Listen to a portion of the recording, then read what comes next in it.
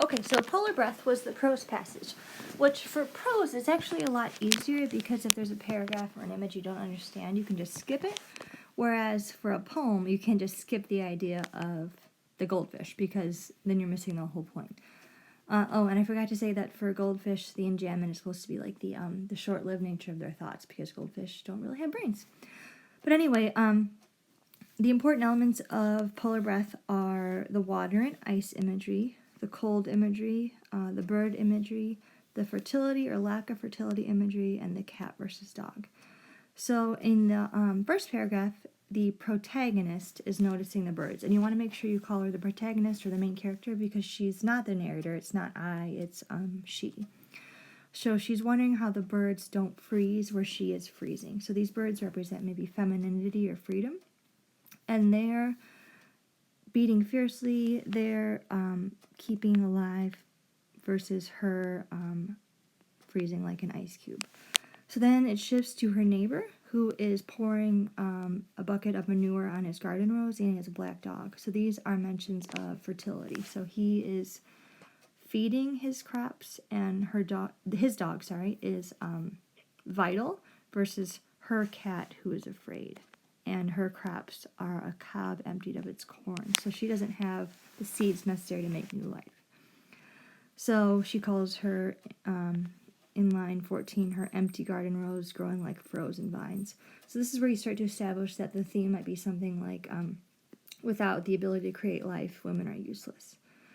So inside the house, in line 16, she turns down the heat because she's willing to wear her coat and scarf. So this is her willing to sacrifice her fertility for some sort of survival. So her wet tea bag looked like birdseed. So there's the simile there, looked like birdseed, but it's not birdseed. So it's not alive like on the neighbor's crops, and it's not alive like a bird. It's just simile that it looks like birdseed.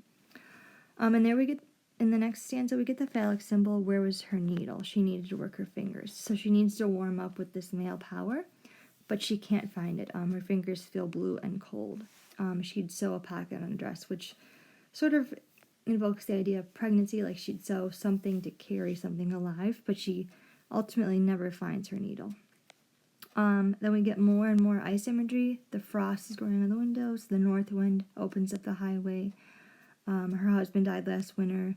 She heard his ice fishing decoys rattle one night. The spirits were a pale blue. So the ice that's inhabiting her, the lack of fertility, is due to her husband's death. Then there's a shift to sort of a mystic tone. She knew another secret. They had been in her house. So we don't know if these are the